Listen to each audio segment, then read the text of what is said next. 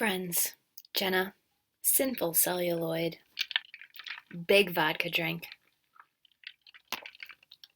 Oh, spookies! We begin with a bootleg Dracula character talking to his beloved who just happens to be dead in a coffin, as one does when one is. He mentions that the victims will be here soon, and then they'll get to be together forever in some sort of sacrificial ritual. Cut to the woods. Little Billy's taking a walk. He's run away from home because Mom and Pops have forgotten his 13th birthday. He's got big plans. He's gonna go seek his fortunes. Little does he know that a goblin in a gold lame vest is watching him from the shadows. Cut to two cars, one in front of the other, 7 or 8 people trying to find a party, and they're being led by a dude in 100% pleather. His entire outfit is zippers and leather. He can't find the party they're trying to go to, so he throws a temper tantrum and they drive. Little Billy comes upon this graveyard.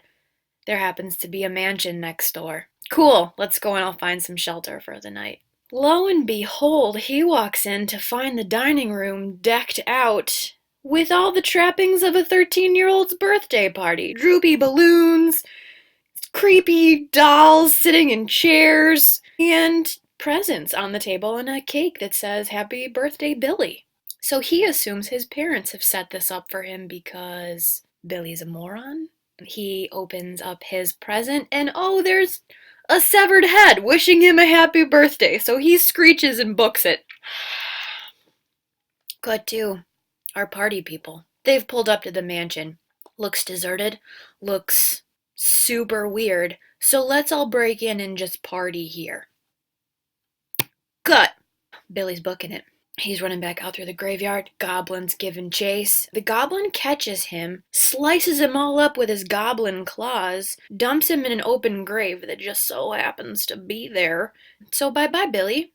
Really glad we could have those few moments together. Back at the party mansion, our crew has set up shop. They got tables full of snacks, people slow dancing to synth jazz. Pleather snoops around. He's bored, doesn't want to hang out with his girlfriend. He finds a box. It's got a planchette in it with a skull on it, so that's going to lead to shenanigans. He opens up a door.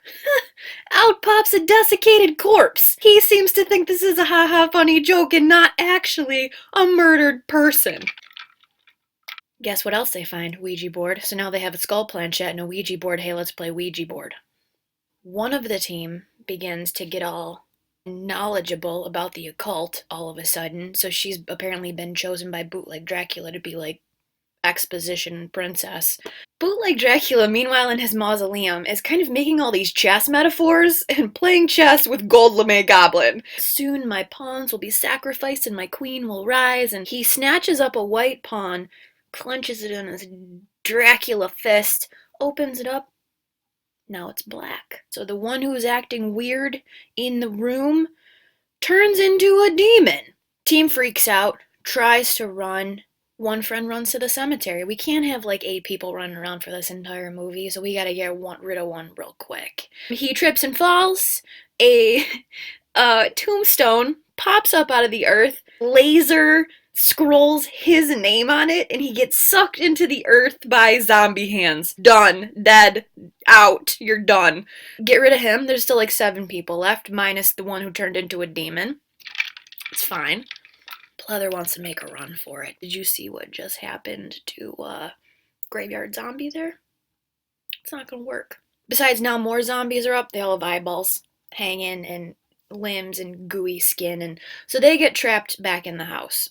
The team somehow figures out that they are going to die and replace the spirits who have been trapped in the Ouija board.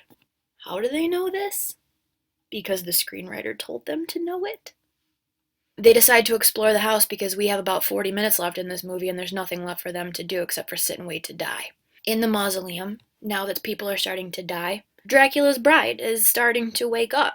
She pops open her eyes and you think, cool, this is exactly what she wanted. Twist. She's like, I hate you, Dracula. I wish you would just let me die. I've tried to kill myself. You won't let me. You're the worst. So this just got really dark. He's all like, you're gonna love me whether you want to or not. Dracula. What's going on with our party people? Well, they've split up. Great idea. Pleather and his girlfriend end up in the basement. He like gets all frisky and she's like, get off me, we're in a murder house. He goes to find some like rancid wine to drink. She gets attacked when arms come out of the dirt. Monsters get up.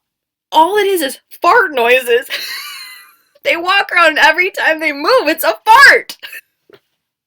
So they figure out somehow, they get wine on them and they start to dissolve. So they knock open casks of wine and dissolve the fart monsters. I don't know. Bride, back in the mausoleum, has had enough of Dracula's shit. She runs out, Goblin chases after her, so she's on the loose. The lady who was turned into a demon starts sicking monsters on people. A weird tentacle monster kills one of the party people with tentacles and also electrocution. She dies. Her partner in crime dies when, like, lizard demons are called from somewhere and rip his face off, so he's dead. Another dude gets, like, seduced down into the basement by a lady we've literally never seen before. She catches him in a web, turns into a spider facehugger demon from hell, and sucks his guts out. So he dies too. Then, Demon Lady summons a curse and changes a statue with a scythe into a monster. So this guy is full-on Skeletor. He's got like glowing eyes, Skeletor. He chops Pleather. Dunzo. They get out onto a roof somehow, and one of the dudes throws Skeletor off the roof where he hits the ground and literally explodes into a ball of flames. I can't. Now there's, I don't know, 3 of them left. Bride's running around still. She doesn't know what to do with herself. The 3 grab some, like, ancient battle weapons that are just hanging on the walls. They make their way downstairs. Shit gets crazy. Corpses reanimate. Demon friend, they decide they don't need her anymore, Dracula, so he unleashes her body, and now she's dead too. We don't need her anymore. I don't really know what happens to the rest of the people. I might have blacked out during that part of the movie. I don't think they survive. I don't honestly remember. Because then we cut to the bride.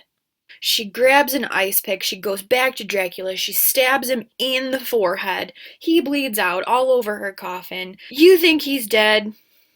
You should know better. She runs. Zombies, apocalypse. They all chase her. This bitch runs around in circles for no less than 10 minutes. Jazzy synth music starts. She's booking it. It's like Thriller, but terrible. She finally gets free. Makes it to a random car. Gets in. Dude comes out. Why are you in my car? She's like, just go. Zombies are coming. Cool. He gets in the car, drives away. She's like, oh my gosh, thank you, we have to get to safety. He goes, you don't realize I'm in love with you too. It's not a guy driving the car, it's Gold LeMay Goblin! She screams. Dracula pops up out of his coffin. He's not really dead from a stab in the forehead, and scene. I realize this review was not very coherent. Let me put it this way. Normally I have a glass of alcohol that I review these things with, and today I have a tumbler of vodka. I give this movie 4 fart monsters out of 5. This is Jenna. Sinful celluloid, vodka, spookies. It is not spooky.